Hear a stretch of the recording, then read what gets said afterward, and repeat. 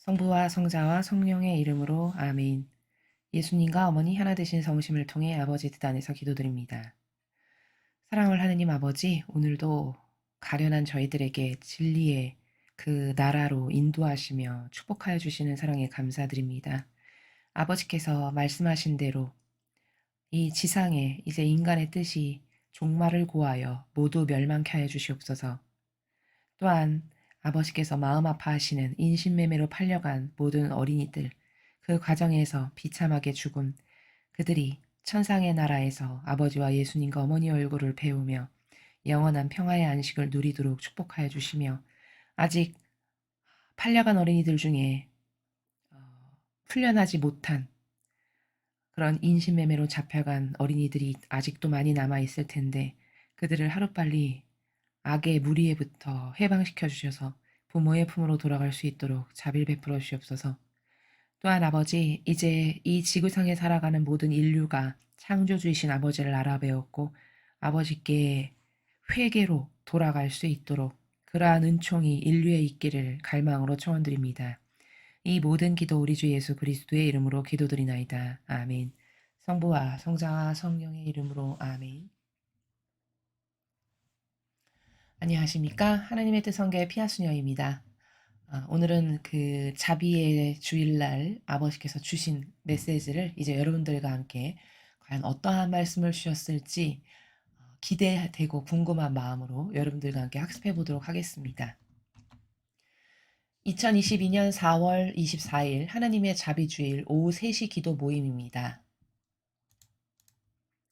이 메시지는 여러 날에 걸쳐 여러 부분으로 나누어 주어졌습니다. 예수님께서 말씀하십니다. 나는 사람이 된 너희 예수다. 자녀들아, 내 진노를 누그러뜨리는 것은 바로 내 신성한 자비다. 신성한 자비와 신성한 사랑은 하나다. 너희가 이 둘 중 하나에 의탁하면 세상의 미래는 영원히 바뀔 수 있다. 내 자비는 세상을 악으로부터 정화하고 내 사랑은 사람들의 마음과 세상을 변화시킨다. 인간은 내 사랑과 자비를 하느님 아버지의 사랑과 자비에서 분리시킬 수 없다. 우리의 심장은 하나로 뛴다. 그러므로 우리의 신성한 자비와 신성한 진노도 하나다. 사람들의 마음이 오류를 깨닫도록, 그리고 전쟁을 멈추고 질병을 이겨내도록 내 신성한 자비의 도움을 구하여라. 모든 것을 정복하는 승리의 칼로서 내 자비를 너희 손에 들고 너희 마음속에 품고서 간청하여라. 나는 원수가 어디 숨어 있는지 알며 그를 어떻게 무찌를 수 있는지도 안다. 빛의 자녀들로서 너희의 기도는 너희가 반드시 피해야 하는 모든 방면의 갈등을 드러낼 것이다. 죽음의 순간에 나의 자비에 호소하지 않는 영혼은 불행하다. 그는 멸망의 길을 선택하였다. 이런 영혼은 나를 알지 못하며 내 성심 안에 품고 있는 그를 향한 나의 큰 사랑도 알지 못한다. 나는 나에게 속한 이들을 내 자비에 대한 그들의 사랑으로 알아본다. 나는 그들을 내 낙원으로 이끈다. 너희 마음이 내 자비에 사로잡히게 하여라. 결코 내가 너희를 용서하지 못할 것이라고 생각하지 마라. 나의 용서를 신뢰하여라. 너희가 내 자비 안에서 살 때 나는 너희를 최대한으로 사용할 수 있다. 너희 하나하나는 내 자비에 의해 세상에서 나의 도구다. 내 자비는 세세대대로 이어진다. 내 자비는 영을 새롭게 하고 생기를 되찾아주며 짓밟힌 이들을 위로해준다. 인류를 낳아 화해시키는 것은 바로 내 자비다. 지금 이 시대는 내 신성한 자비의 시대다. 나는 내 자비로 인해 앞으로 다가올 일들에 대비해 현 세대를 준비시키고 있는 것이다. 내 진노는 위로받을 수 없지만 내 자비는 그것을 완화시킬 수 있다. 내 자비는 너희가 천국으로 갈 수 있는 수단이다. 세상에 있는 모든 은총은 다 내 자비의 열매다. 내 신성한 자비에 헌신한 이들은 세상에서 천사 한 명이 추가로 그들과 함께한다. 인류는 내 자비가 없는 세상을 감히 가늠할 수 없다. 이런 세상에는 마음속에 거룩한 사랑이 있는 사람이 아무도 없다. 부패가 목표가 되고 온갖 종류의 범죄가 일반적인 것이 되고 흔한 일이 된다. 또한 어떤 은총도 없으며 내 신성한 성심에 의지하는 일도 없다. 그렇기에 더 나은 미래에 대한 희망이 없다. 나는 내 신성한 자비를 통해 내 신성한 성심의 지성소로 들어오도록, 그리고 그곳에서 영원토록 평화롭게 살라고 각 영혼을 부르고 있다. 내 성심은 모든 자비이자 모든 사랑이다. 여기에 내 자비를 통해 너희의 모든 해결책과 모든 안정과 문제없는 사회의 원천이 있다. 너희가 내 신성한 자비에 따라 용서와 사랑 안에서 살면 너희는 나의 것이 되고 나는 너희 것이 된다. 오늘 나는 너희 마음과 삶 속에서 그리고 너희 주변 세상에서 내 자비를 기념한다. 나는 너희가 지체 없이 내 자비로운 거룩한 사랑 안으로 들어오도록 너희를 초대한다. 내가 모든 영혼 안에서 승리하도록 기도하여라. 자녀들아, 내 성심의 자비 안에 머무르면서 평화를 누려라. 서로 용서해주고 화합하며 살면서 내 자비를 실천하여라. 내 자비는 머지않아 정의의 시간으로 넘어갈 것이다.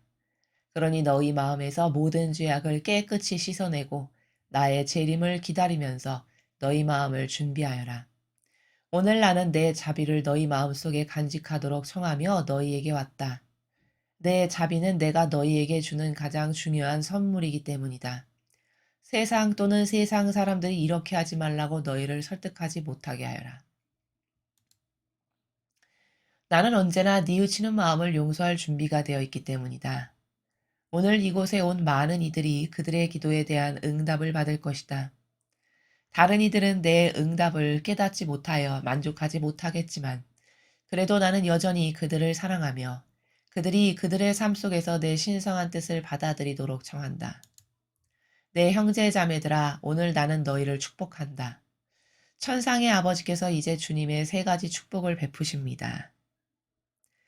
예수님의 말씀이셨습니다. 예수님 감사합니다.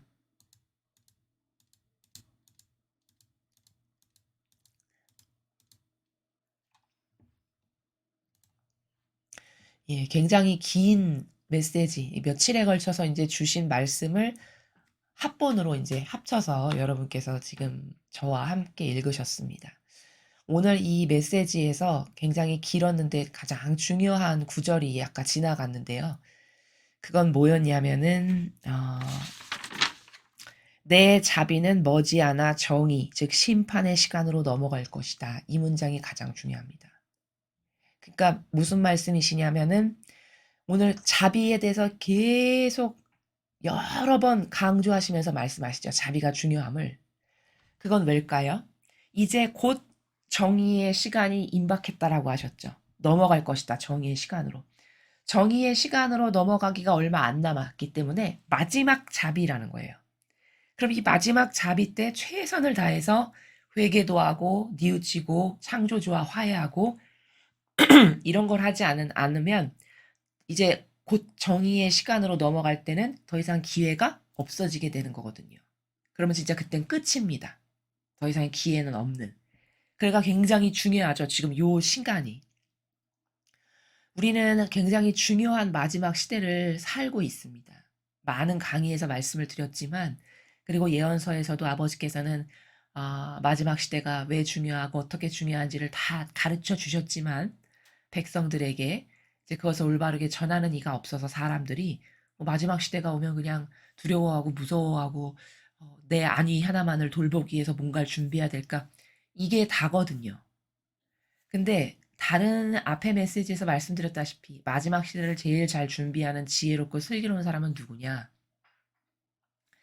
이렇게 매일 아버지가 주시는 말씀, 이거 하나를 절대성으로 믿고 이것에 근거해서 오늘 뭐 해라. 그럼 단순히 그냥 그걸 하고, 나를 많이 사랑해라. 그럼 단순히 아버지를 많이 사랑하고, 이렇게 해서 아버지 말씀에만 움직이고 아버지 말씀에만 근거하여 말하고 아버지 말씀에 근거해서 생각도 하는 그 영혼이 하느님께서는 쟤는 나를 사랑하는구나라고 도장이 딱딱 찍히는 순간이겠죠. 사실적으로 그렇죠.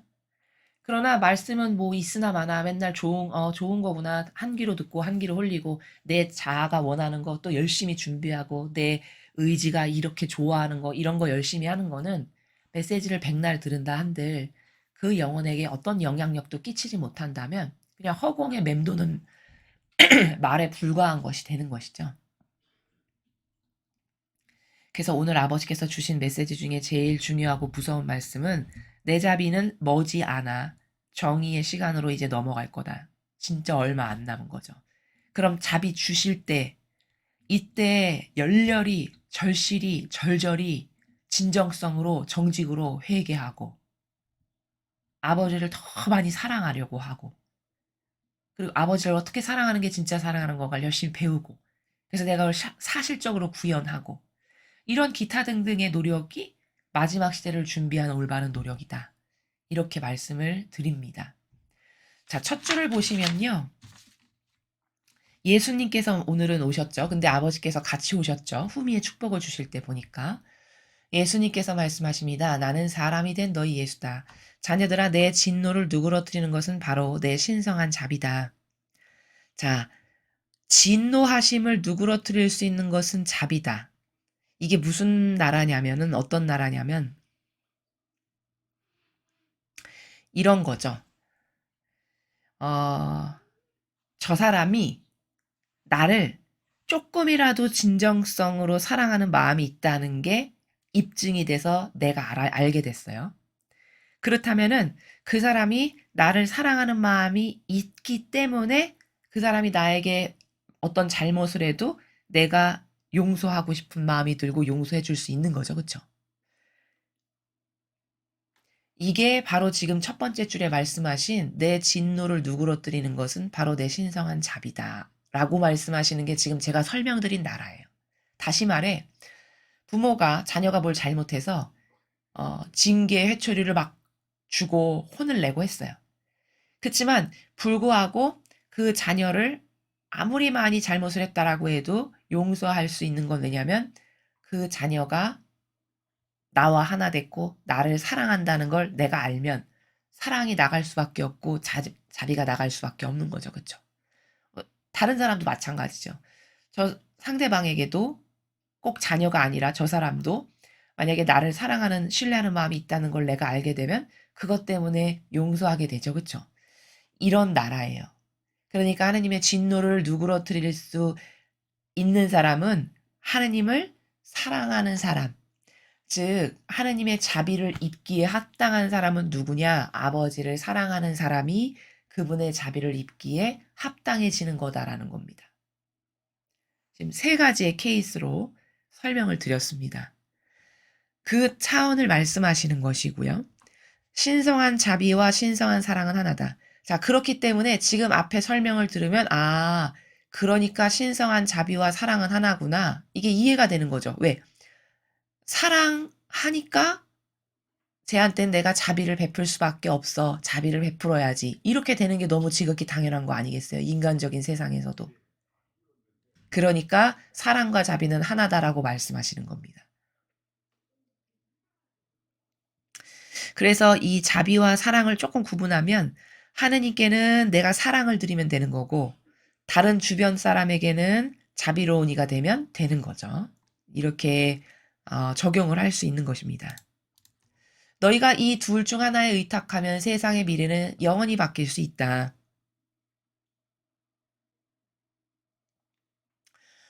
내 자비는 세상을 악으로부터 정화하고 내 사랑은 사람들의 마음과 세상을 변화시킨다. 자, 지금 두 줄은 무슨 뜻이냐면은, 우리가 이 자비와 사랑, 이 하느님 아버지의 자비와 사랑을 자꾸 이웃에게 실천을 해요. 써먹는 거죠. 그러니까 쓰는 거죠. 옆 사람에게. 이웃 사람에게 하느님의 자비와 사랑을 자꾸 실천하잖아요. 그러면 하느님의 자비와 사랑을 퍼져나가게 하는 거죠. 내가 도구로서. 그러면 내가 하느님의 자비와 사랑을 옆 사람에게 줬어요. 근데 옆 사람이 그것을 받고 감동했어요. 그러면 그 사람도 남에게 내가 줬던 자비와 사랑을 또 감동한 만큼 전하겠죠. 이렇게 해서 그게 퍼져나가면 세상이 조금씩 달라지는 그 과정을 말씀하시는 거죠.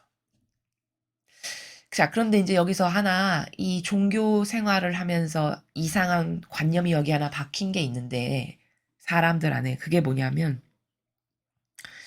간혹 이런 오해가 있어요. 어떤 분들 보면 서로 사랑하라라고 말씀하셨는데 나는 사랑은 하느님께만 드리고 싶어. 하느님께만 그렇게 온전하고 아름답고 순수한 사랑을 하나님께만 드리고 이렇게 이웃에게까지 그런 걸 하고 싶진 않은데 하느님만 사랑하면 되는 거 아닌가? 이러한 오해를 가지고 계신 분들이 종종 있습니다. 근데 그건 성경에 나오는 진리와 반하는 거예요. 어떻게 반하는 거냐? 여러분 그럼 예수님을 보십시오. 성경에 나오는 진리도 반하지만 예수님의 모모하고도 달라요. 예수님은 우리 모두를 사랑하시죠. 이렇게 역겨운 죄인인데도 불구하고. 쓸만해서 사랑하시는 게 아니잖아요. 그렇죠? 우리를 쓸만해서 사랑하시고 자비를 베푸시는 게 아니라는 거예요. 그럼 예수님은 그렇게 모두를 역겹게 그지없고 악으로 점철되는데도 불구하고 사랑하셨거늘 나는 하나님만 사랑해야지. 하나님께만 이런 사랑을 드리고 저런 사람한테까지 그렇게 하고 싶진 않아. 이거는 예수님의 삶과 그분이 사랑을 실천하시는 그 정신세계하고는 다르죠.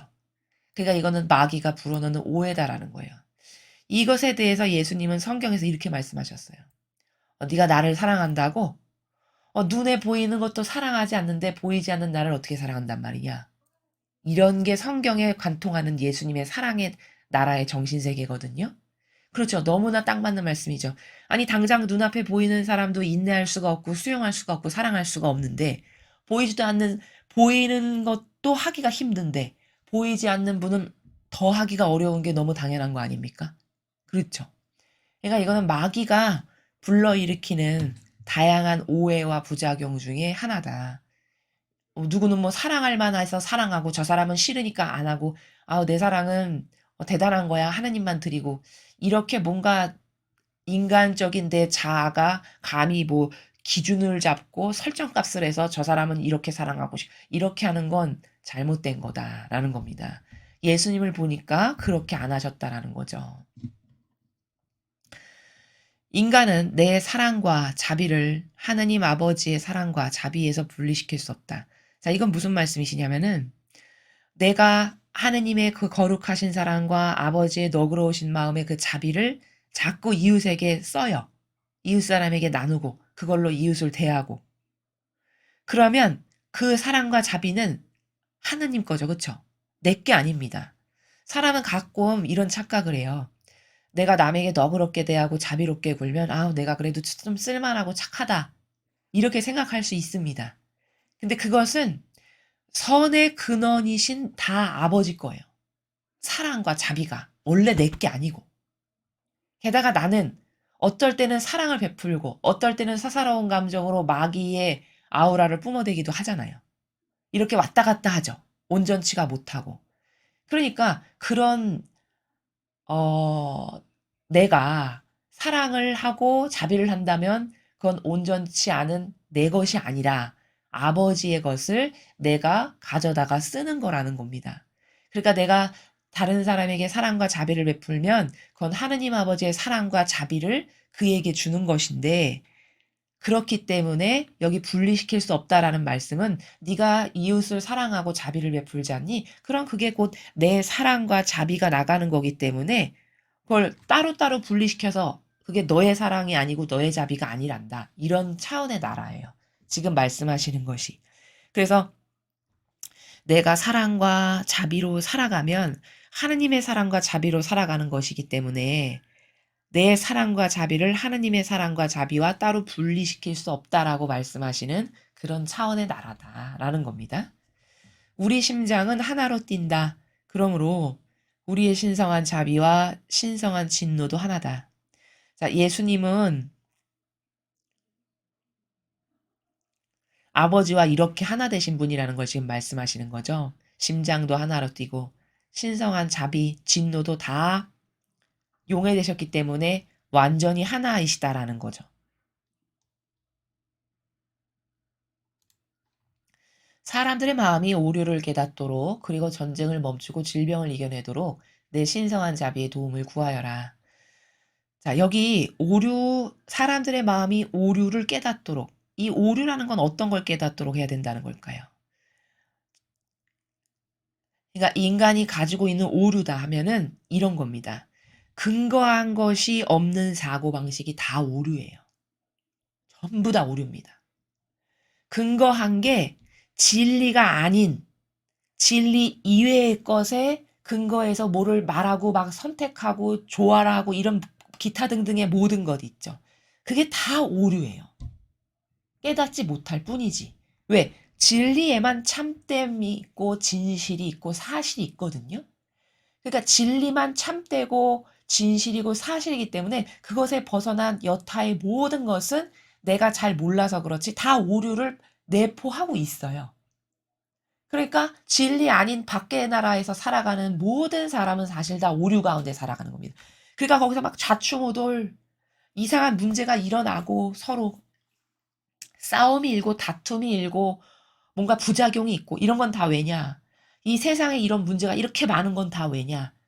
진리 안에서 안 사니까 그런 거죠. 그렇죠? 진리 안에서 살면 그럴 일이 절대 없겠죠. 왜? 진리라는 울타리 자체가 참됨이고 진실이고 사실인데 거기에 어떻게 오류가 존재할 수 있겠습니까? 지금 그 말씀이에요. 그러니까 세상 사람들이 진리 아닌 것에서 말하고 생각도 하고 주장도 하잖아요. 그게 다 오류라는 걸 이 세상의 모든 사람들이 깨달아야 된다는 거죠. 그렇게 깨달을 수 있도록 또 전쟁을 멈추고 질병을 다 인류가 이겨낼 수 있게 내 자비의 도움을 구하여라. 이런 말씀이시죠. 그러니까 여기 자꾸 아버지께서 자비의 도움을 구하여라. 자비에 의탁해라. 이런 말씀은 우리가 아버지의 사랑과 자비를 자꾸 써야 된다는 말씀이에요. 그래서 그게 퍼져나가게 해야 된다는 말씀을 이렇게 하시는 거예요. 하느님의 자비 도움을 구하라. 그러면 물론 아버지 자비를 베풀어 주세요. 이 기도도 자비의 도움을 구하라는 것에 포함될 수 있겠지만 그것보다도 더 적극적 방법, 더 빨리 적극적으로 세상이 달라지고 변화되게 하려면 알고 있는 사람이 아버지의 자비가 뭐고 아버지의 사랑이 뭔지를 알고 있는 사람이 그걸로 자꾸 사람들을 대하고 그것을 전파시킬 때 그래서 그것이 퍼져나갈 때 그럴 때만 인류는 달라질 수 있다라고 말씀하시는 거죠.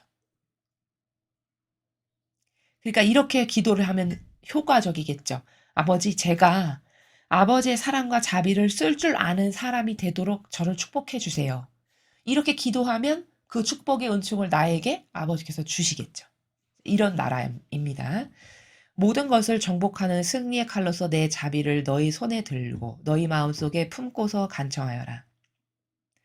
자, 이렇게 지금 제가 말씀드린 것처럼 제가 아버지의 자비와 사랑을 쓸 줄 아는 사람이 되도록 저를 그 은총으로 축복해 주세요. 이런 내용이시고 나는 원수가 어디에 숨어 있는지 알며 그를 어떻게 무찌를 수 있는지도 안다.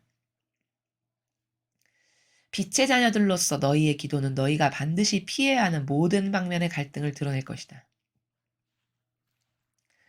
아버지는 이미 어떻게 해야 카바를 멸망시킬지, 어떻게 해야 적그리스도를 멸망시킬 건지, 어떻게 해야 이 공산주의 빨갱이의 세력을 멸망시킬 수 있는지 다 아시는 거죠. 모르실 리가 없죠. 왜? 그 모든 것의 주인이신데, 우주 만물에. 사실 아버지 입장에서는 손바닥 위에 떠다니는 그냥 뭐 한번 훅 입김으로 부으시면 그냥 대청소 시키실 수 있는 이런 존재들인데 다 이유가 있어서 가만 놔두시는 거죠, 지금.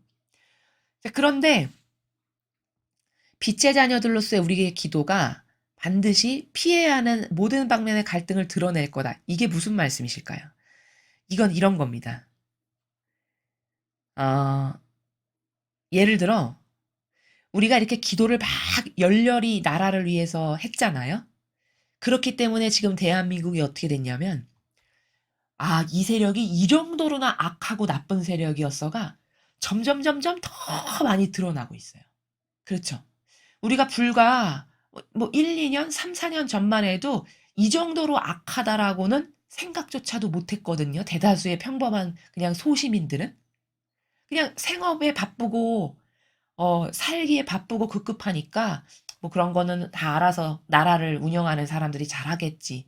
이런 좋은 마음으로 그냥 우리가 살았는데 탄핵이 일어나고 그러면서 오늘날에 지나기까지 지금 몇 년이 지나면서 우리는 이 나라가 어떤 세력에 의해서 지금 지배를 받고 있고 그 세력이 얼마나 악독한지를 최근에 발의하는 그 법률안을 통해서 여기에까지 이르기까지 지금 점점 얼마나 악독하고 역겨운 세력인지를 점점 더 많이 알게 되죠. 그렇죠? 바로 이게 뭘까요? 우리의 기도 때문에 아버지께서 모든 방면의 갈등을 다 드러내시는 거예요. 이 정치가 얼마나 빨갱이가 나쁜 세력인지를 드러내시고 또 카발 세력도 마찬가지죠. 불과 몇 년만 해도요. 카발에 대해서 아는 사람 거의 없었습니다. 거의 대다수가 몰랐고 무슨 말만 하면 음모론자 이렇게 모함당하기 일쑤였어요. 그렇죠? 근데 지금은요. 선의 세력 중에 카발 세력을 모르는 사람 거의 없어요. 제가 이렇게 보면 다 많이들 아세요. 지금은. 그럼 그게 뭘까요? 그 인간이 발품 팔아서 일일이 다니면서 그거를 가르쳐 준 게 아니잖아요. 그렇죠? 뭐죠? 빛의 자녀들이 기도를 해가지고 그 기도 때문에 얼마나 마귀 집단인지가 자꾸 드러나게 하시는 거예요. 아버지께서. 그리고 또 적그리스도도 마찬가지고 적그리스도 세력도 어떤 게 적그리스도 세력인지를 지금은 점점 많이 아는 거죠. 왜? 그게 수면 위에 다 드러나니까. 그 마귀가. 이렇게 해서 지금 갈등을 다 드러내시는 거예요. 더 많이 더 많이. 그래서 피해야 하는 모든 방면. 그래서 저거는 가짜 교회니까 피해야겠구나 해서 나오는 거죠. 이게 피하는 거죠. 그렇죠? 이 빨갱이의 세력은 절대 여기에 몸담고 있다간 나도 같이 지옥 가겠구나 해서 거기서 전향하고 나오고 예를 들면 이렇게 되는 거라는 겁니다. 이렇게 해서 피해야 되는 모든 마귀의 집단의 그 민낯을 아주 낱낱이 다 드러내시는 지금 그런 상황이라는 것을 말씀하시는 겁니다. 이 마지막 문장이. 실제로 그렇게 되어가고 있죠. 전 인류가. 죽음의 순간에 나의 자비에 호소하지 않는 영혼은 불행하다. 그는 멸망의 길을 선택하였다. 이런 영혼은 나를 알지 못하며 내 성심 안에 품고 있는 그를 향한 나의 큰 사랑도 알지 못한다. 여러분 인간이요. 구원되는 것이요. 죄가 없어서 구원되는 게 가능할까요? 그러면 이 지구상에서 구원될 사람은 아무도 없을 겁니다. 그렇죠? 왜? 죄 없는 인간은 없으니까. 그렇다면 구원은 어떻게만 될 거야? 오늘 이 배운 거에 근거하면. 그렇죠. 하느님의 자비하심에 호소하는 영혼만 구원이 가능한 거예요. 이 말을 다시 하면 하느님을 열렬히 사랑하는 사람, 그 사람에겐 아버지의 자비가 더 큰 자비가 나가겠죠. 사랑의 임계질량만큼 자비가 나갈 수 있으니까요.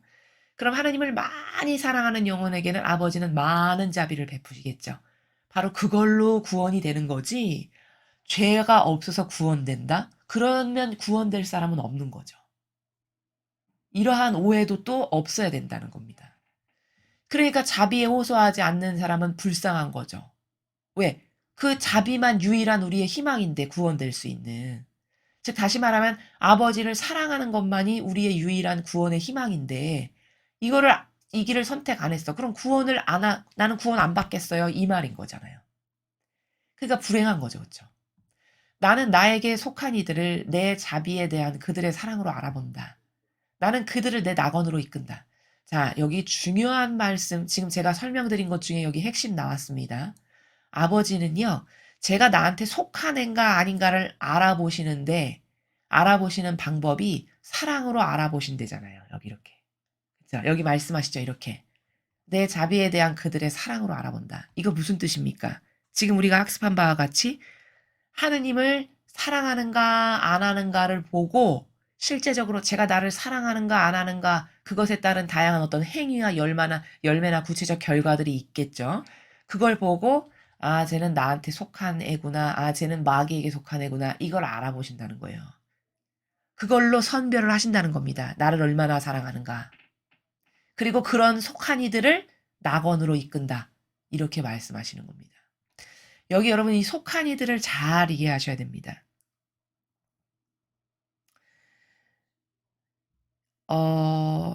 이런 오해도 있을 수 있는데 예를 들어 자원한 봉사자들 중에 자기의 필요를 채우기 위해서 이교도 교회에 들어온 자원한 봉사자 많거든요. 내 필요를 하면 이런 거죠. 내 기호가 딱 맞아 저기랑. 내 정서가 딱 맞아. 내가 이렇게 정서, 경향, 기호, 나의 어떤 내가 평상시에 좋아하는 어떤 성향 같은 거 있잖아요. 그게 저기랑 너무 딱 맞네? 그래서 그것을 선택해서 들어갔어요. 그러면 이거는 뭘까요? 하느님을 위해서 희생과 고통사랑을 하겠습니다 해서 들어간 게 아니라 내 필요의 욕구를 충족시키기 위해서 들어간 거죠. 이건 속한 이들 아니라는 거예요. 지금 이 말씀을 근거하면. 그건 자기 필요를 채우기 위해서 교회에 교묘하게 들어온 것이지 아버지는 그들을 나에게 속했다라고 보시지 않는다는 겁니다. 왜? 나를 사랑하는지 안 하는지로 제가 나에게 속한지 아닌지를 알아본다고 여기 이렇게 기준을 말씀하셨으니까. 그런데 사람은 어떻게 생각하죠? 로마 가톨릭의 수도자야, 자원한 봉사자야, 높은 직함과 권한을 가진 리더야, 지도자야. 그러면 아유 저 사람들은 다 하느님께 속한 사람들이야. 하느님은 저들을 사랑하시겠지. 천상에 좋은 데 가겠지. 이렇게 생각한다는 거죠. 그거는 근거 없는 판단. 그래서 아까 제가 오류라 하면 이렇게 진리에 근거하지 않은 이런 지금 제가 말씀드린 생각 이런 거 다 진리 아니거든요.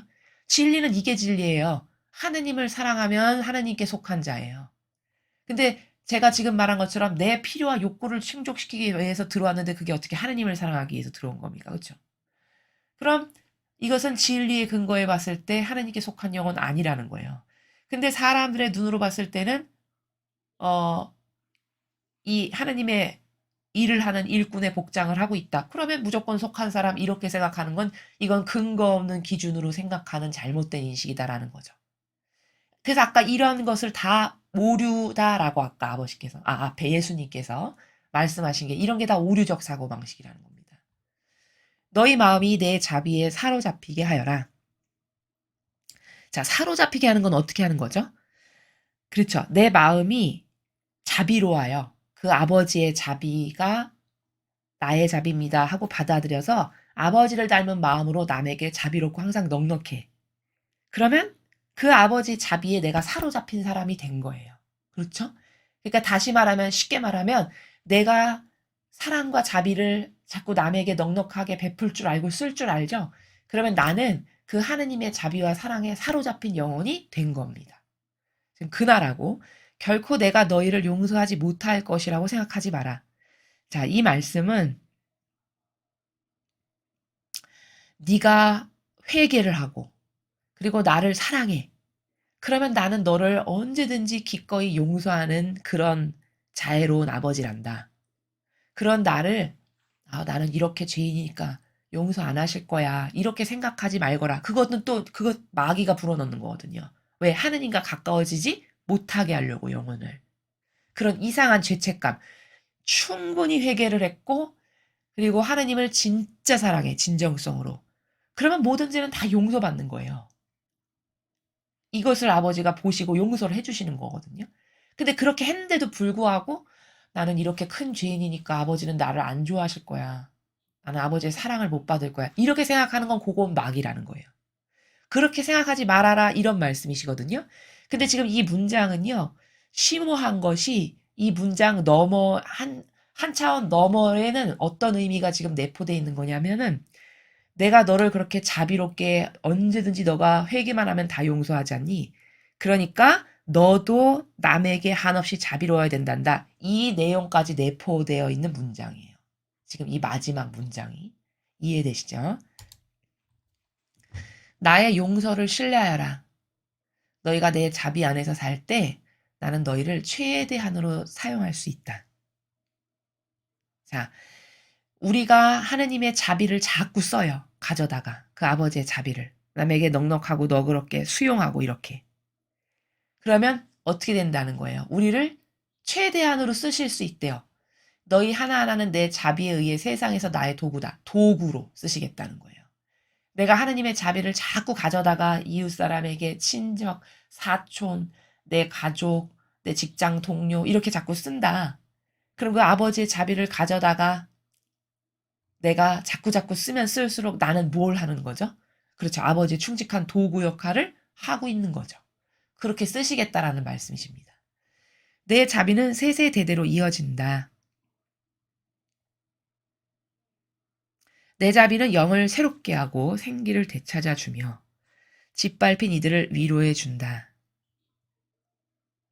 인류를 나와 화해시키는 것은 바로 내 자비다. 지금 이 시대는 내 신성한 자비의 시대다. 어, 하느님과 우리의 관계가 회복될 수 있는 건 아버지가 자비로우실 때만 가능하죠. 그쵸? 예를 들어 아버지가 이런 자비는 없으시고 정의의 칼날만 아주 무섭게 서슬퍼러게 있으신 분이시다. 그러면 인류가 아버지께 선뜻 다가가지도 못할 뿐더러 이렇게 악으로 가득 찼는데 이런 인류에게 희망이 있을 리가 없겠죠. 그쵸? 아버지가 자비하시기 때문에 우리가 희망을 가질 수가 있는 겁니다. 아무리 악독해도 회개를 똑바로 하면 그 진정성으로 뉘우치면 그래서 진정성 있는 정직한 사랑으로 아버지를 똑바로 다시 사랑할 줄 아는 영혼이 되면 그러면 그 영혼은 다시 받아들이시고 내 사랑으로 이끌고 이런 나라잖아요. 지금 계속 말씀하시는 게. 그쵸? 그가 그 자비가 인류에게 유일한 희망이라는 거예요. 아버지의 그 자비가. 그러니까 그 자비에 자꾸 의탁하고 또 그 아버지의 자비를 나에게 쏟아부으시기에 합당한 영혼이 되려면 나는 아버지를 열렬히 사랑할 줄 아는 그런 영혼이 되어야 된다는 거죠. 제가 지금 계속 말씀드리는 거죠. 그렇죠? 사랑할 때 자비가 나가기에 합당한 것이지 사랑도 안 하고 모욕과 역겨움만을 드리는데 거기다가 자비를 준다? 그거는 인간도 그렇게 안 하죠. 그렇죠? 오히려 그런 데는 정의가 나가기에 합당하죠. 그러한 내용입니다. 나는 내 자비로 인해 앞으로 다가올 일들에 대비해 현 세대를 준비시키고 있는 것이다. 자비로 인해서 앞으로 다가올 일들에 대비해서 현 세대를 준비시키고 있으시대요. 자, 이건 어떤 나라냐면은 왜 이렇게 자비를 많이 강조하시고 사랑을 많이 강조하실까? 아버지는 모욕과 역경을 엄청 많이 받으셨을 텐데 수천 년 동안. 자, 그것은 새 시대가 와야 하죠. 그렇죠? 우리가 계시록에 근거하면 반드시 올 거죠. 그렇죠? 근데 그 새 시대가 오려면은 이 자비로 세상 사람들의 오해와 오류가 벗겨지고 그래서 그들이 하느님께 돌아와서 잘못했습니다. 용서해 주세요. 아버지가 전부입니다. 이렇게 해서 달라지지 않고 어떻게 새 시대가 오나요? 악으로 아직도 가득한데 그렇죠? 그러니까 새 시대가 오게 하셔야 되니까 그 인류가 아버지의 자비와 사랑으로 자꾸 달라지고 변화가 있고 오해와 망상에서 벗어나고 이렇게 돼야만 새 시대가 올기에 합당해지잖아요. 그래서 자비로 인류를 자꾸 이끄시고 회개하고 창조주께 가까이 와서 화해를 하고 이런 말씀으로 이끄시는 거죠. 그러니까 새 시대를 위해서 지금 이렇게 하시는 거예요. 그리고 이게 마지막 넉넉한 자비의 기간일 거라는 거죠. 왜? 곧 정의가 도래할 거라고 아까 말씀하셨으니까. 그러니까 사실 어 시간이 인류에게 그렇게 많이 남아 있지 않아요. 정의가 불어닥치기 전까지. 그 전에 얼른 더 많은 사람이 회개해야 될 텐데 그렇지 못하는 게 안타까울 뿐인 것이죠. 그렇죠? 내 진노는 위로받을 수 없지만 내 자비는 것을 완화시킬 수 있다. 이렇게 말씀을 계속하고 계시죠? 내 자비는 너희가 천국으로 갈 수 있는 수단이다. 아까 말씀드렸죠. 하느님을 많이 사랑하는 사람이 천상에 가기에 합당하다는 뜻입니다. 이 문장은. 그쵸? 왜? 자비는 하느님을 사랑하는 사람에게 나가는 거라고 말씀드렸잖아요. 그럼 하느님을 많이 사랑해. 그러면 많은 자비를 입기 합당하니까 많이 용서받고 천상의 높은 곳에 가기에 합당해지는 거죠. 그러니까 이 한 문장은 다시 말하면 이 문장 안에 내포되어 있는 본질적 의미는 뭐냐면 하느님을 많이 사랑한 영혼이 천상에 간다 이 말씀입니다. 세상에 있는 모든 은총은 다 내 자비의 열매다. 그렇죠. 세상에 있는 다양한 은총들이 은총받기에 합당해서 그런 것이 있는 게 아니라고 제가 누누이 말씀을 드리죠. 우리가 아버지께로부터 어떤 은총을 받는다면 그건 다 아버지께서 넉넉하신 그 자비로 주시는 것이지 은총받들만 해서 은총받기에 합당해서 절대 주어지는 게 아니다라는 겁니다. 대표적인 예가 이 성지에서 아버지께서 이번에도 주셨는데 그 세 가지 은총을 준다라고 말씀하시잖아요. 빛의 축복, 계시의 축복, 모든 민족의 아버지로서의 축복. 그러면은 그 인류 역사상 여러분 하느님 아버지께서 직접 이렇게 세 가지 은총을 한꺼번에 쏟아부으시는 이런 시대 지금까지 없었거든요. 그러면 우리가 보기에도 악독하기가 뭐 구약이나 신약을 수십 배 아니 수백 배 능가하는 만큼 악독하거든요, 지금 인류는. 그런데 은총은 그때보다 더 폭포수로 쏟아부으신다. 그럼 이거는 가당해서냐, 받기에 합당해서냐, 절대 그렇지가 않다는 거예요. 제가 말씀드렸다시피 악이 예를 들어 1억 마리가 나와서 지금 돌아다닌다. 그러면 1억 마리를 최소 1억 마리하고 대등한 정도의 은총이 주어져야 아버지도 자녀를 보호하실 수가 있지. 악은 1억 마리가 지금 돌아다니는데 은총의 빗살은 예를 들어 10개밖에 안 된다. 그러면 다 잡혀먹힐 거 아니겠어요. 다 지옥 갈 것 아니겠습니까? 살아남을 수가 없을 것 아니겠어요, 영원히. 그러면 안 되겠죠, 그쵸? 그러니까 1억 마리에 해당하는 것만큼의 대등할 정도의 최소 은총을 지금 인류에 주시는 거죠. 그래서 어떻게 해서든지 거기서 이겨내고 살아남으라고. 이런 거예요. 하느님 아버지의 마음의 그 나라가. 그래서 지금은 자비와 은총을 받기 합당해서 그럴 만해서 주시는 게 아니라 이게 이 정도로 악이 날뛰니까 그 안에서 자녀를 살리시려고 주시는 은총의 그런 시대고 그런 자비의 시대다. 이렇게 말씀을 드릴 수 있습니다. 내 신성한 자비에 헌신하는 이들은 세상에서 천사 한 명이 추가로 그들과 함께한다. 아, 자, 신성한 자비에 헌신하는 이들. 즉 다시 말하면 이런 아버지의 뜻으로 사람들을 이끄는 그런 어떤 직분이나 사명이라든가 그런 일을 하는 그런 사람들은요. 세상에서 천사 한 명을 추가로 주신다는 거예요. 파견해 주신대요. 왜? 그가 아버지 보시기에 흡족한 일을 하니까 더 잘하라고 천사 한 명을 파견해 주시는 거죠. 인류는 내 자비가 없는 세상을 감히 가늠할 수 없다. 이런 세상에는 마음속에 거룩한 사랑이 있는 사람이 아무도 없다. 그렇죠. 아버지 자비가 없다. 그렇다면 우리는 정말 비참할 겁니다. 자비가 없다. 그러면 벌써 단죄받아서 지옥 갔거나 영원히 희망이 없겠죠. 우리가 죄인인데.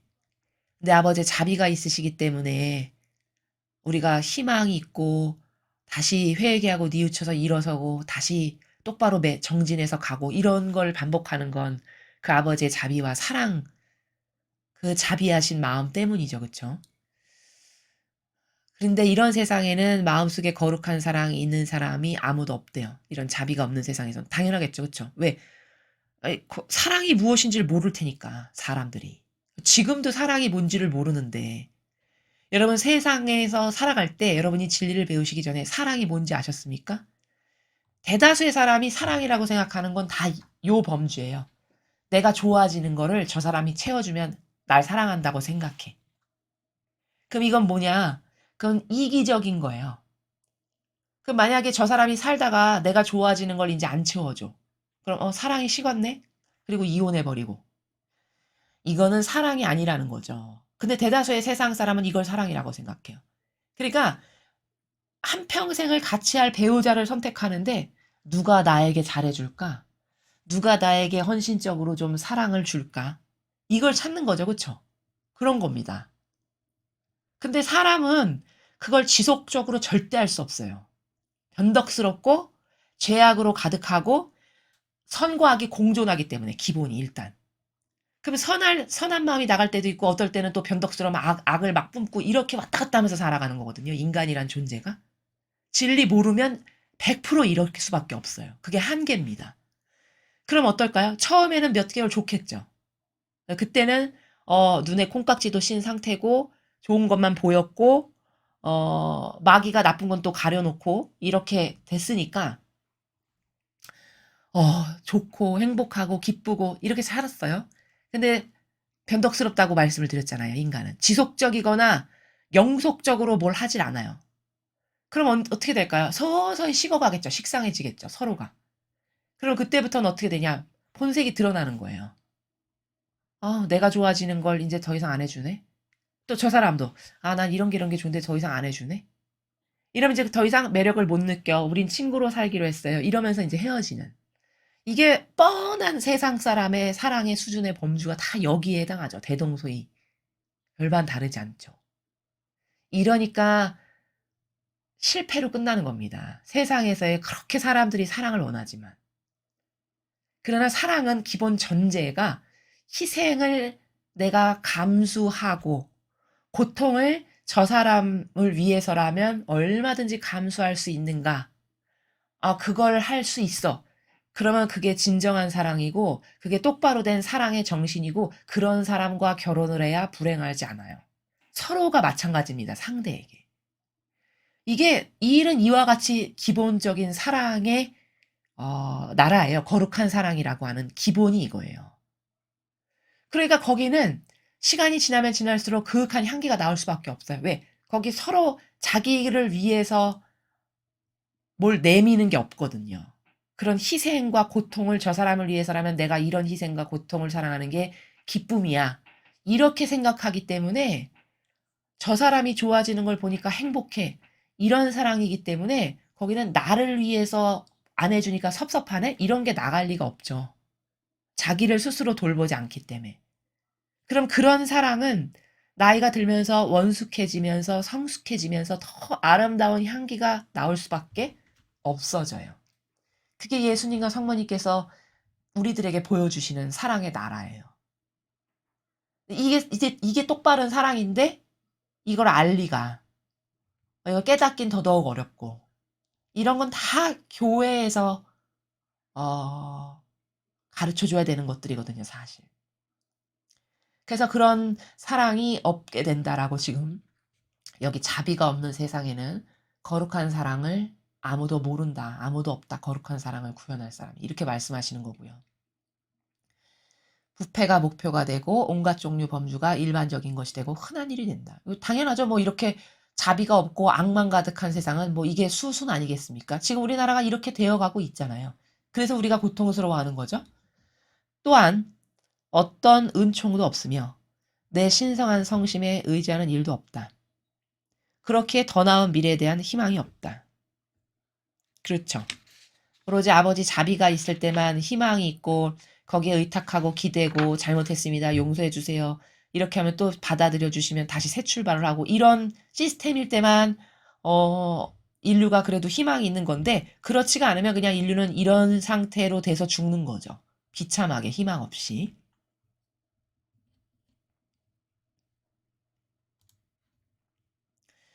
나는 내 신성한 자비를 통해 내 신성한 성심에 지성소로 들어오도록 그리고 그곳에서 영원토록 평화롭게 살라고 각 영혼을 부르고 있다. 여기 보면은 아버지께서 내 신성한 성심의 지성소라고 말씀하셨죠. 우리의 영혼이 그리로 들어오라고 지금 이끄신대요. 신성한 성심의 지성소에 어떻게 들어가는 건가요? 어떤 사람만 들어갈 수 있을까요? 여기는 진정성 없이는 못 들어가는 곳입니다. 이 지성소가 무슨 뜻이죠? 여기 한자로 보면 지극히 성스러운 장소죠. 그쵸? 그럼 이렇게 지극히 성스러운 거룩한 장소인데 이렇게 지극히 거룩한 장소에 진정성도 갈망도 정직성도 참됨도 이런 것도 없는데 여기 들어갈 수 있다? 그건 못 들어가죠. 아무나 들어갈 수 없죠. 지극히 거룩한 곳이므로. 그러니까 하느님께 정말 진실하고 평상시에 그분 앞에 정직하고 그리고 나를 배제할 줄 알고 아버지를 기쁘시게 해드리는 것에 관심이 있고 하느님을 정말 어떻게 하면 더 행복하게 해드릴까 이런 것을 갈망하면서 사는 그런 자녀들이 이 신성한 성심의 지성소에 들어가기에 합당한 겁니다. 반추해 봐야 되겠죠. 나는 그런가? 하느님 앞에 하느님이나 예수님과 어머니를 그렇게 사랑하는가? 이런 걸 반추해 봐야 되겠죠. 내 성심은 모든 자비이자 모든 사랑이다. 여기에 내 자비를 통해 너희의 모든 해결책과 모든 안정과 문제없는 사회의 원천이 있다. 너희가 내 신성한 자비에 따라 용서와 사랑 안에서 살면 너희는 나의 것이 되고 나는 너희 것이 된다. 아버지의 그 자비에 따라, 그 아버지 자비의 나라가 어떤 나라냐면은 용서해주고 사랑을 베풀라는 거잖아요. 지금 아버지 자비의 나라가, 그쵸? 그 용서와 사랑을 내가 남에게 베풀어. 자꾸 주변 사람에게. 그러면 그 아버지 자비 안에서 난 이미 살고 있는 거죠. 그쵸? 왜? 내가 용서와 사랑을 자꾸 베푼다는 건 그 아버지 자비의 속성이 용서와 사랑인데 내가 그 속성을 가지고 있는 거잖아요. 남에게 베푸면. 그러니까 나는 이미 그 자비 안에서 살아가고 있는 거죠. 그러니까 내가 이미 그 자비 안에서 살아가니까 그때가 되면 너는 나의 것이 되는 거란다. 이렇게 말씀하시는 거예요. 내가 그 아버지 자비 안에서 사니까 아버지 것이죠. 또 나는 너희 것이 된다. 또 내 안에도 아버지가 살아 계시고 내가 그 아버지 자비를 자꾸 쓰니까 이런 나라입니다. 오늘 나는 너희 마음과 삶 속에서 그리고 너희 주변 세상에서 내 자비를 기념한다. 자, 자비를 기념한다 하셨어요. 지금 자비 주일날 주신 메시지인데 자비를 기념한다는 게 뭘까? 무슨 의미일까? 즉 다시 말해 지금 첫 페이지부터 여기까지 계속 강조하시는 거죠. 자, 강조하시는 건 뭐죠? 그렇죠. 자비의 중요성을 좀 세상이 깨닫고 그 나의 자비를 자꾸 주변 사람에게 써라. 네가. 그 내 자비로 주변 사람을 대해. 그 내 자비의 나라에서 사랑해. 이 말씀이죠. 그쵸? 요약 정리하면. 그렇게 인류가 이 자비가 그렇게 중요하니까 내 자비를 가져다가 너희 주변에게 사용하라고 그것이 중요하다라고 내가 지금 말하려고 여기 온 거란다. 이게 내 자비를 기념한다. 이렇게 표현하신 거예요. 그러니까 자비의 중요성을 세상이 깨달아야 된다. 이 말씀입니다. 나는 너희가 지체 없이 내 자비로운 거룩한 사랑 안으로 들어오도록 너희를 초대한다. 내가 모든 영혼 안에서 승리하도록 기도하여라. 지금 아버지께서 내 자비로운 거룩한 사랑 안으로 들어오도록 초대한다. 이거는 무슨 말씀이시냐면은 어, 우리가 아버지의 그 거룩한 사랑의 근거에서 말하고 행동하고 그 거룩한 사랑으로 사고방식하고 이렇게 하거라라는 말씀이세요. 그게 바로 지금 거룩한 사랑 안으로 들어오도록 초대한다라고 말씀하시는 그런 나라입니다. 자녀들아 내 성심의 자비 안에 머무르면서 평화를 누려라. 자, 평화를 누려라. 어디서? 자비 안에서. 그러니까 얘들아 나에게 다 맡기고 너는 그냥 내 자비 안에서 살면서 평화 가운데 있어라. 내 성심의 자비 안에서 살고 내 자비를 옆에다가 자꾸 전달해주고 그리고 마음은 평안하게 있어라. 그러니까 이거는 왜 이런 말씀하시냐면 지금 우리가 지금 우리나라도 그렇고 뭐 미국도 마찬가지입니다만 너무나도 악으로 점철된 걸 아버지가 너무 잘 아시겠죠. 그쵸? 아까 앞에서 말씀하시잖아요. 나는 어떻게 하면 그 마귀를 다 패배시키는지 다 알고 있다. 그렇게 말씀하시잖아요. 그러면 그 말을 통해서 아버지가 지금 저 말씀을 어떤 차원에서 하시는가 그 의지 너머에 그 아버지의 마음의 나라가 어떤지를 알 수 있거든요. 그 말씀을 하시는 거는 이런 거예요. 얘들아, 내가 너희가 그렇게 고통스러워하는 마귀 어떻게 하면 죽이는지 다 알고 있거든. 그러니까 걱정 말어. 평화롭게 그냥 지내거라, 내 자녀들아. 내가 다 알고 있어. 이런 말씀이거든요, 사실은. 그 말씀의 뉘앙스의 나라는. 그러니까 알고 있으니까 때가 되면 그런 마귀가 다 패배할 거니까 걱정하지 말고 너는 내 자비 실천하고 그 자비 안에서 살면서 마음을 평안하게 가져라. 이런 차원의 나라시다라는 거죠. 서로 용서해주고 화합하며 살면서 내 자비를 실천해라. 계속 실천하라고 강조하시죠. 그게 아까 서두에 말씀드린 것처럼 실천하는 사람이 있어야 그게 퍼져나가잖아요. 퍼져나가야 세상이 달라집니다. 여러분, 우리가 불과 몇 년 전만 해도 이런 뭐 적그리스도 세력이나 카발이나 우리나라의 이 빨갱이 공산주의가 얼마나 악독한지 몰랐지만 그 정보가 퍼져나가니까 선의 세력이 정보를 퍼뜨리고 공유하고 하니까 점점 사람들이 알게 되잖아요. 그쵸? 마치 그런 것처럼. 근데 그렇게 퍼뜨린 사람이 아무도 없고 가만히 있어 다. 그럼 그 세상 사람이 알게 될까요? 절대 알 수가 없습니다. 물론 그 퍼뜨리는 작용도 다 아버지가 하시는 거죠, 물론. 그러나 그 단면을 보면 그렇다는 거예요. 마찬가지로 아버지의 자비가 자꾸 이렇게 그 정보 퍼뜨리듯이 퍼져나가야 세상 사람들이 여태까지 오류 때문에 프레임에 갇혀서 살아가는데 그 프레임에서 빠져나오고 아, 뭐가 잘못이구나. 아, 이게 아름다운 거구나. 아, 이게 옳은 거구나. 해서 이렇게 자꾸 거기서 죽은 영혼이 살아나오는 거죠. 그런 일이 일어나야 새 시대가 빨리 오겠죠. 이런 메커니즘 가운데 있는 거라는 거죠. 내 자비는 머지않아 정의의 시간으로 넘어갈 것이다. 제가 서두에 오늘 이 전체 메시지에서 제일 중요한 문장은 이거다라고 말씀을 드린 거예요. 자비는 머지않아 정의의 시간으로 넘어갈 것이다. 어찌 보면 어떤 측면에서는요. 아버지가 왜 이렇게 지나치다 싶을 만큼 자비와 사랑을 자꾸 강조하시지? 마치 어떻게 보면 집착하시는 것처럼 보일 만큼 그건 어떤 측면에서는요. 이제 좀 있으면 정의의 시간으로 넘어갈 거니까 이 얼마 남지 않은 시간 동안에 최대한의 효과를 내야 되겠죠. 아버지 입장에서는. 왜? 한 명이라도 더 지옥 갈 걸 건져서 이리로 데려와야 되니까. 그렇잖아요. 그렇죠?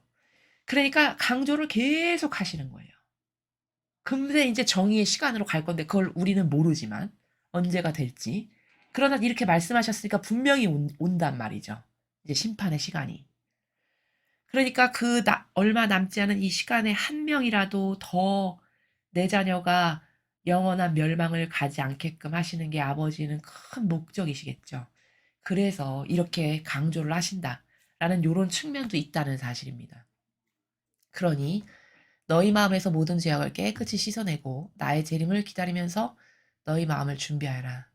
아, 이렇게 심판의 시간이 이제 얼마 안 남았으니까 모든 죄악을 깨끗이 씻어내고 얼른 빨리빨리 회개하고 이럴 때 눈치가 있어야 돼요. 이런 행간의 나라를 딱 접할 때 눈치가 있으면 아, 이게 얼마 안 남았으니까 아, 빨리빨리 깨끗하게 해야 되겠구나. 얼른 영혼을. 시간 없어서 땡 끝났어 이제. 더 이상 기회 없어. 이렇게 되기 전에 이런 거를 알아차려야 되는 겁니다. 요런 뉘앙스를 통해서. 그러니까 빨리 죄악을 깨끗이 씻어내고 그러니까 얼른 하느님께 죄송합니다. 잘못했습니다. 여태 죄악 저지른 거 있으면 처절하고 철저히 회개하고 그래서 왜 며칠 전에 아버지가 말씀하시잖아요. 인류와 창조주가 화해할 수 있게 기도해라. 이렇게 말씀하시죠. 다 같은 차원입니다. 그래서 얼른 영혼이 내가 더러운 게 있으면 빨리빨리 씻어내고 그리고 내 재림을 기다리면서 마음을 준비해라. 재림이 됐다. 그러면 이제 끝난 거예요. 그때는 심판밖에 없는 겁니다. 오늘 나는 내 자비를 너희 마음속에 간직하도록 청하며 너희에게 왔다. 자, 내 자비를 너희들의 마음속에 간직하렴. 그럼 이건 무슨 말씀이세요? 너 자비로운 사람으로 살아라. 내 자비를 자꾸 이웃에 많이 써. 옆 사람에게 자비롭게 대해라. 이런 말씀이세요. 지금 이 문장. 내 자비는 내가 너희에게 주는 가장 중요한 선물이기 때문이다. 중요한 선물이래요. 왜 중요한 선물일까요? 자비가. 그렇죠. 이 자비 때문에 구원받는 거기 때문에 그래요. 이 자비 없다. 그럼 인류는 구원받을 사람이 한 명도 없어요. 아버지가 무서우셔서 정의만 해주셨다. 예를 들어. 그랬으면 우리는 다 이미 패배한 자입니다. 아버지 정의의 칼날에 걸려들지 않을 영혼이 누가 있을까요? 그렇죠? 매일 저지르는 건 죄악뿐인데. 그러니까 이 자비 때문에 내가 용서받고 천상에도 갈 수 있는 희망을 가지는 거니까 얼마나 중요한 선물입니까? 이런 나라예요. 이런 나라. 세상 또는 세상 사람들이 이렇게 하지 말라고 너희를 설득하지 못하게 하라. 자, 세상 사람들이 야, 뭐 그 자비 뭐 뭐 이렇게 대단해, 뭐 사랑 별로 그렇게 중요하게 여기지 않고 한 귀로 듣고 한 귀로 듣는 그런다라고 해서 너도 거기에 휘말려서 휩쓸려 가서 내가 이렇게 강조하는 이 중요성을 놓치지 말어라. 이런 말씀이시죠? 나는 언제나 뉘우치는 마음을 용서할 준비가 되어 있기 때문이다. 자, 뉘우치기만 한다.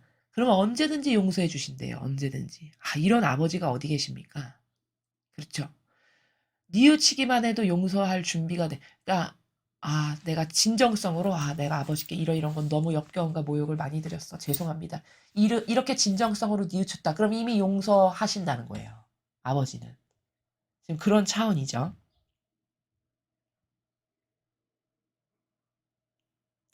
오늘 이곳에 온 많은 이들이 그들의 기도에 대한 응답을 받을 것이다. 다른 이들은 내 응답을 깨닫지 못하여 만족하지 못하겠지만 그래도 나는 여전히 그들을 사랑하며 그들이 그들의 삶 속에서 내 신성한 뜻을 받아들이도록 청한다. 자, 여기 이제 이 성지에 많은 분들이 오셨을 텐데, 각자 어떤 갈급한 갈망의 기도들을 가지고 오셨겠죠? 근데 응답을 받은 사람들이 있대요. 근데 어떤 영혼은 응답을 받았어도 깨닫지를 못해가지고 만족을 못할 거라는 거죠. 그렇지만 그래도 여전히 사랑하고 또 삶 속에서 내 신성한 뜻을 받아들이도록 청한다. 그러니까 이런 거죠. 하느님은 그 전 인류를 다 사랑하십니다. 그렇죠? 그 사람들 각각 사람마다 소망하는 바가 있었겠죠. 근데 어떤 것은 그 사람이 소망하는 그대로 이루어지는 것도 있을 거예요. 그 말씀이죠. 그렇죠? 그러면 그 사람은 응답받는 순간 자기가 소망하는 그대로 응답을 받았으니까 하느님이 내 기도를 들어주셨어. 이렇게 해서 만족하고 기뻐할 사람도 물론 있을 거라는 거예요. 근데 어떤 사람은 그 원하는 것이 그가 원하는 그대로 했다가는 오히려 그 영혼이 더 나빠져. 그러니까 그거보다는 너에게는 이게 필요하겠다 해서 이런 축복을 주시기도 한다는 거거든요. 지금 요 나라의 차원을 지금 말씀드리는 겁니다. A를 원했는데 야 너는 A를 그렇게 계속하다가는 너 영혼은 패망한다. 너한테 내가 B를 주마. 이렇게 B를 주시기도 한다는 거예요. 그러면 축복 못 받은 거 아니라 받은 거죠. 그쵸? 그 사람도. 근데 그 사람이 알까요? 오히려 못 받았다고 생각할 가능성이 높아요. 왜? A를 고집스럽게 마음에 품고 살 테니까 그 사람이. 그러면 뭐야 성지 기껏 갔다 왔는데 난 축복도 못 받았네. 이렇게 생각하기 십상이라는 거예요. 그래서 만족하지 못하겠지만 이렇게 말씀하시는 거예요. 그치만 나는 여전히 사랑한다. 자, 여전히 사랑한다. 이 행간의 나라가 네가 깨닫지 못해서 그렇지. 네가 근시안적이라 그렇지. 네가 소경이라 그렇지. 나는 너에게 꼭 필요한 걸 줬다. 그게 나는 너를 사랑한다. 이 말씀이에요. 행간의 차원이. 그리고 그들의 삶 속에서 내 신성한 뜻을 받아들이도록 청한다. 그리고 얘들아, 여기 만약에 1000명이 왔는데 내가 1000명 모두에게 필요하고 갈급한 걸 다 줬거든? 근데 어떤 사람은 네가 원하는 걸 줬다가 네 영혼이 패망되니까 내가 B를 줬어. 그러니까 너에게 가장 좋은 걸 내가 준 거니까 그것이 무엇이건 너는 항상 내 신성한 뜻을 받아들이는 그 기도, 그런 갈망, 그 지향을 늘 가지고 살아라. 이런 말씀으로 지금 끝맺음을 여기 이렇게 하시는 거죠. 그렇죠? 내 형제 자매들아 오늘 나는 너희를 축복한다. 천상의 아버지께서 이제 주님의 세 가지 축복을 베푸십니다. 자, 이렇게 해서 메시지를 다 주시고 나서 축복까지 주시고 이제 아버지께서 세 가지 축복을 이날 이제 베푸신 겁니다. 자, 굉장히 긴 자비추익일에 주신 메시지를 여러분 함께 보셨습니다. 자비, 그 아버지의 자비와 사랑을 우리가 자꾸 꺼내다가 주변 사람에게 가장 먼저는 가족부터 그렇게 해야 돼요. 가족에게부터. 가족에게부터 자비롭고 너그럽고 넉넉한 사람이 되어야 하는 것이고요. 그리고 그걸 점점 범주를 넓혀가지고 그다음 뭐 친척, 사촌, 이웃, 뭐 직장 동료 뭐 이렇게 하면 더 좋겠죠. 이렇게 해서 알고 있는 이걸 깨닫고 있는 사람들만이라도 자비를 자꾸 퍼져나가게 해야 이렇게 비참한 대한민국, 저 미국, 그다음에 전 세계 아버지께서 사랑하시는 나라들, 그 나라에 빛의 희망이 오지 않겠습니까? 지금 이 상태로 이렇게 계속 간다면 얼마나 비참하겠습니까? 그쵸? 그래서 우리가 열심히 예수님과 어머니께서 우리를 이렇게 부족하고 역겨운 우리를 어떤 자비로 대해 주셨는가를 곰곰이 반추해 보면서 그 정직성의 나라에서 감사드리면서 다른 사람에게도 우리도 그렇게 대하는 그 아버지를 많이 쓰는 아버지의 자비를 많이 쓰는 그런 우리가 되어야 하겠습니다. 이상으로 2022년 4월 24일 하느님의 자비주일 오후 3시 기도 모임 메시지 해설을 마치겠습니다. 감사합니다.